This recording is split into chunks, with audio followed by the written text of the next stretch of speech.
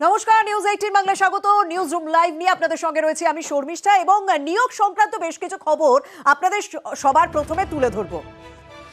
আমরা 2009 এবং 2014 প্রাথমিকের যে মামলা ইতিমধ্যে আদালতে রয়েছে সেই বিষয়টার দিকে যদি নজর রাখি, 2014 প্রাথমিকের নিয়োগে সেখানে সমস্যার সমাধান হয়নি, সেখানে প্রাথমিকের চাকরি বাতিলের হুঁশিয়ারি দিচ্ছেন বিচারপতি রাজাশেখর মান্তা। অন্যদিকে 2009 নিয়োগের ক্ষেত্রে কিন্তু বিষয়টি কোথাও সমস্যার সমাধান হয়েছে, কিন্তু যে সমস্যার সমাধান হয়নি 2014 প্রাথমিকে কেন সমস্যার সমাধান হচ্ছে না, কেন চাকরি বাতিলের আবারও হুঁশিয়ারি দিতে হচ্ছে, কেন কোথাও প্রাথমিকে যারা চাকরি পেয়েছেন তাদের মধ্যে অস্বস্তিটা রয়েছে, সে জানাবেন আমাদের প্রতিনিধি অর্ণব সঙ্গে রয়েছেন। অর্ণব, দেখো, বিচারপতি রাজাশেখর মান্তা জানিয়েছেন টেট 2014 সেটা তিনি বাতিল করে দেবেন। কারণ একটা পরীক্ষা, যে পরীক্ষার যদি আসল ওএমআর সেটা খুঁজে না পাওয়া যায় এবং সিবিআইতে উদ্ধার করতে না পারে, তাহলে সেই টেট থেকে যে নিয়োগগুলি হয়েছে সেগুলোর যথাযথ বৈধতা কোথায়? আদালত তাই প্রশ্ন তুলেছে এবং একসঙ্গে 15 দিনের মধ্যে সিবিআইকে রিপোর্ট দেওয়ার কথা বলেছে। সেই রিপোর্টে জানাতে হবে একটা টেটের ওএমআর, সেই ওএমআর এর ডিজিটাল ফুটপ্রিন্ট আদৌ আছে কিনা, সেটা উদ্ধার করা সম্ভব কিনা। কারণ ডিজিটাল ফুটপ্রিন্ট পাওয়া গেলে তাহলে ওই ওএমআর অর্থাৎ টেটে প্রায় 22 লাখ ওএমআর ছিল, তার সত্যতা সামনে আসতে পারে। এই সংক্রান্ত সিবিআই রিপোর্ট পাওয়ার পরে অর্থাৎ ডিজিটাল ফুটপ্রিন্ট যে কোনো হার্ড ডিস্কে, সেটা কম্পিউটার হতে পারে, আমাদের মোবাইল হতে পারে বা অন্য কোনো মাধ্যম হতে পারে, সেই হার্ড ডিস্কে কোনো কিছু ডিলিট করলে তার একটা মিরর ইমেজ থাকে এবং এক্ষেত্রে ওএমআর এর ক্ষেত্রে একটা ডিজিটাল ফুটপ্রিন্ট থাকবে। প্রাইমারি যে ডেটা সোর্স রয়েছে এই ডিজিটাল ফুটপ্রিন্ট যদি রিট্রিভ না করা যায় তাহলে তিনি টেট 2014 দিয়ে দেবেন, বাতিল করে দেবেন, এমন হুঁশিয়ারি দিয়েছে না। একদম অর্ণব, আমি বিষয়টা বুঝতে পারলাম যে 2014 যে ইস্যুটি, যে মামলা তদন্ত হচ্ছে, যে মামলা ওএমআর শিটে খুঁজে পাওয়া যাচ্ছে না, সেই কারণেই বিষয়টি মানে নিয়োগ বাতিলের হুঁশিয়ারি দিতে হচ্ছে। কিন্তু এই মুহূর্তে যারা চাকরি পেয়েছেন তাদের মধ্যে তো স্বাভাবিকভাবে একটা অস্বস্তি রয়ে গিয়েছে, কারণ প্রত্যেকে তো আর কোথাও মানে কোনো অনৈতিক পথে চাকরি পেয়েছেন তা তো নয়। সেক্ষেত্রে তাদের কথা মাথায় রেখে কি কোনো রকম বিষয়, কোনো রকম অবজারভেশন জানিয়েছেন বিচারপতি? কোনো অবজারভেশন এখনো পর্যন্ত নাই, তবে তুমি জানিয়ে রেখি টেট 2014 থেকে দুটো নিয়োগ প্রক্রিয়া হয়।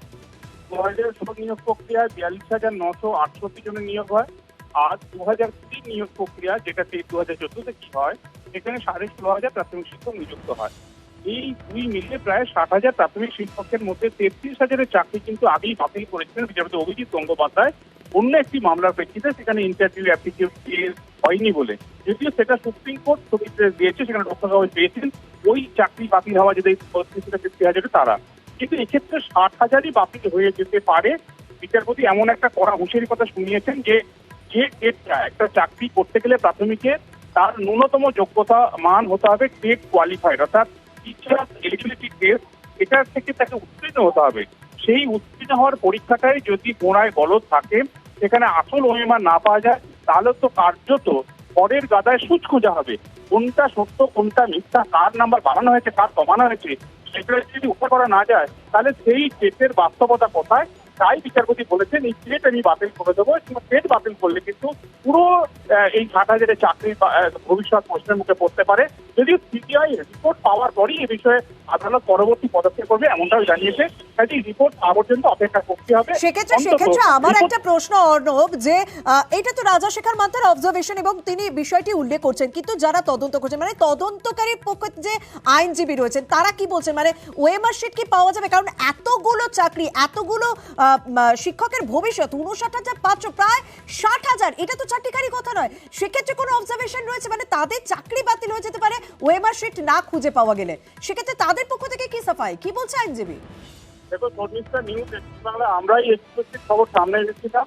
টেট 2014 তার যে 22 লাখ ওএমআর, সেই ওএমআর ওড়িশার যেটা নষ্ট করা হয়েছে, সেটা পুড়িয়ে দেওয়া হয়েছে না কি হয়েছে আমরা জানি না, তাই অরিজিনাল হার্ড কপি পাওয়ার সম্ভাবনা নেই। কিন্তু সেটা ডিজিটাইজ যে ফর্মে রেখেছে প্রাথমিক শিক্ষা পর্ষদ, এই ডিজিটাইজ ফরম্যাটটার মধ্যে একটা গলদ রয়েছে, সেটা এডিটেবল, অর্থাৎ এটা এডিট করে রাখা হয়েছে কিনা সেটা জানা যাচ্ছে না। কিন্তু ডিজিটাল ফুটপ্রিন্ট যদি থেকে থাকে ডিজিটাইজ করার সময়।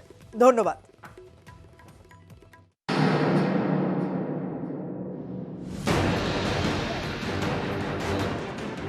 ফের অস্বস্তির মুখে প্রাথমিক শিক্ষা পর্ষদ। 2014 সালের প্রাথমিক টেট এবং নিয়োগ প্রক্রিয়া বাতিলের হুঁশিয়ারি দিলেন কলকাতা হাইকোর্টের বিচারপতি রাজাশেখর মান্থা। 2014 সালের টেটে 2016 এবং 2020 সালে নিয়োগ হয়। প্রায় 59,500 জন প্রাথমিক শিক্ষকের চাকরি পান। এই নিয়োগে দুর্নীতির অভিযোগ ওঠে। তদন্ত করছে সিবিআই। টেটের ওএমআর সিট জালিয়াতির অভিযোগ উঠেছে। মঙ্গলবার এই মামলার শুনানিতে বিচারপতি মান্থা বলেন, আসল ওএমআর সিট চিহ্নিত করা না গেলে পুরো টেট এবং নিয়োগ প্রক্রিয়া বাতিল করে দিতে আদালত বাধ্য হবে। একই সঙ্গে তিনি নির্দেশ দেন, ওএমআর সিটের আসল তথ্য খুঁজে বের করতে হবে সিবিআইকে। ডিজিটাল ফুটপ্রিন্ট কোথায় রয়েছে তার সন্ধান করতে শুরু করুক কেন্দ্রীয় তদন্তকারী সংস্থা। আগামী মঙ্গলবারের মধ্যে অতিরিক্ত রিপোর্ট দিয়ে সংক্ষেপে স্পষ্ট করে জানাতে হবে কিভাবে কোথায় দুর্নীতি হয়েছে। একদিকে চাকরি বাতিলের হুঁশিয়ারি, আরেকদিকে এদিনই নতুন নিয়োগের নির্দেশ বিচারপতি মান্থার, সেটাও প্রাথমিকে। নিয়োগ হতে চলেছে প্রায় 400 চাকরি প্রার্থীর। হাওড়া জেলার প্রাথমিক শিক্ষা সংসদ এখনই চাকরি দেবে 151 জনকে। বাকিদের নিয়োগের জন্য রাজ্য সরকার পদ তৈরি করবে। 3 মাসের মধ্যে এই নিয়োগ করতে হবে, নির্দেশ বিচারপতি মান্থার।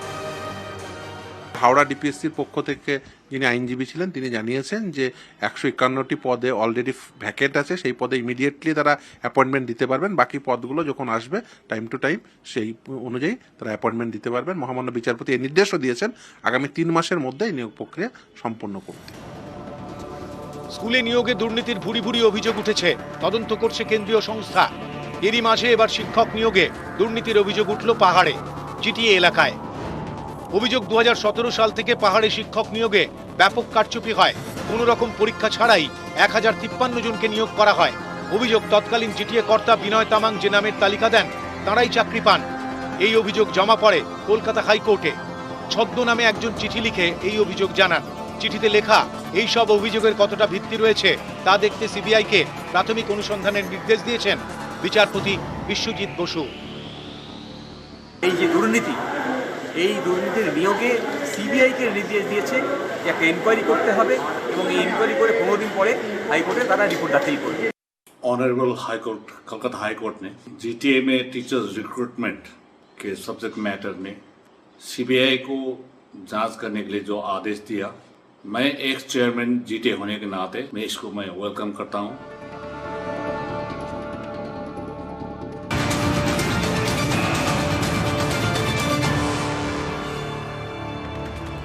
নিয়োগ দুর্নীতিতে গ্রেপ্তার সরকারি অফিসাররা তাদের নিয়ে রাজ্যের ঠিক কি অবস্থান তা জানাতে হবে। তৃতীয়বার সময় দেওয়া হলো সিবিআই এর আবেদনে, মুখ্য সচিবকে তৃতীয়বার সময় দেওয়া হলো, কারণ মুখ্য সচিবের ভূমিকায় ক্ষুব্ধ আদালত। নিয়োগ মামলায় মুখ্য সচিবের ভূমিকায় ক্ষুব্ধ বিচারপতি। নিয়োগ দুর্নীতিতে গ্রেপ্তার সরকারি অফিসাররা, ধৃত অফিসারদের বিরুদ্ধে বিচার শুরুর আবেদন। সিবিআই এর আবেদনে মুখ্য সচিবকে তৃতীয়বার সময় 23 এপ্রিলের মধ্যে রাজ্যের অবস্থান জানাতে নির্দেশ।